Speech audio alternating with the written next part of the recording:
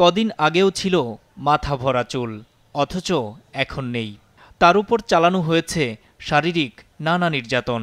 নির্মমতার শিকার এই গৃহবধূ বিচার চেয়ে মামলা করেছেন আদালতে। অভিযোগ, স্বামী ও শাশুড়ি সহ শ্বশুরবাড়ির লোকজনের বিরুদ্ধে। গৃহবধূ ও তার স্বজনরা জানান, বিয়ের সময় স্বর্ণালংকার সহ ২ লাখ টাকা নেওয়ার পরও ফের ৩ লাখ টাকা যৌতুক দাবি করে আসছিল স্বামী ও তার পরিবারের লোকজন। ২০১৬ সালে মেহেরপুরের মুজিবনগর উপজেলার আনন্দবাস গ্রামের নাজিমুদ্দিনের ছেলে তরিকুল ইসলামের সাথে বিয়ে হয় এই নারীর।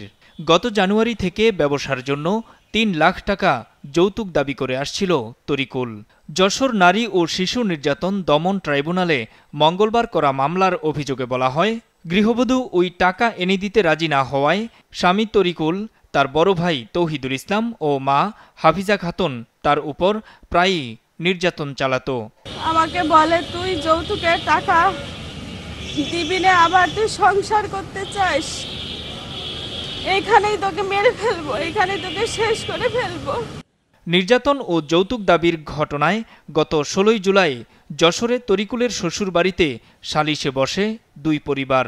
সেখান থেকে মেহেরপুরে ফেরার পথে যশোরের বাঘারপাড়া এলাকায় ভুক্তভোগীকে গাড়ি থেকে নামিয়ে মারপিট করে মাথার চুল কেটে দেয়া হয়।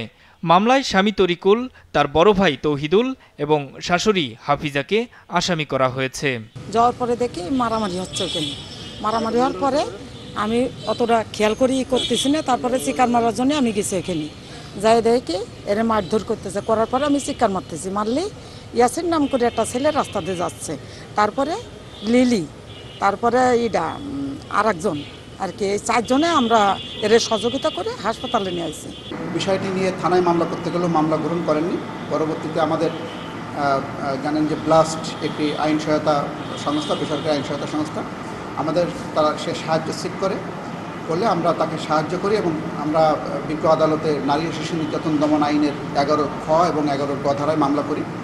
বিজ্ঞ আদালত মামলাটি আমলে গ্রহণ করে সরাসরি এফআইআর দাখিলের নির্দেশ প্রদান করেন বাঘারপাড়া থানাকে এবং এই মর্মে তিনি আদেশ দেন যে 7 কর্মদিবসের মধ্যে এই সংক্রান্তে একটি রিপোর্ট দাখিল করার জন্য।